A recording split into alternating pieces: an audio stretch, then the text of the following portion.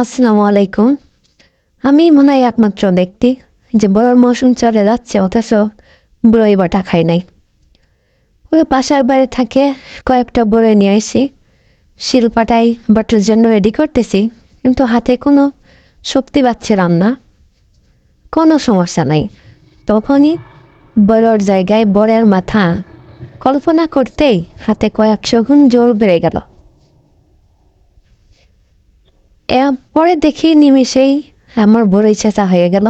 এটা সরাই রেখে 3টা মরিচ নিয়েছি, পরিমাণ মতো লবণ নিয়েছি, এটা ভালো করে পিষিয়ে নিব।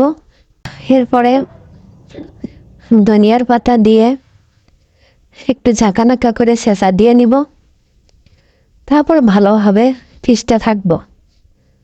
পিষার সময় মনে মনে শাশুড়ির কথা ভাবতেই নিমিষেই আমার ধনিয়ার পাতাও পিষা হয়ে গেল। পরে ধনিয়ার পাতার বড়ই ছেঁচা দিয়ে ভালো করে মিশিয়ে নেব।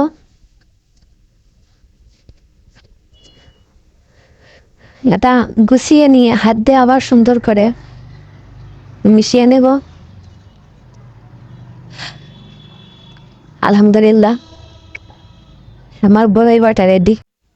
বড়ই বড়া তো না যেন অমৃত, অনেক লোভনীয়।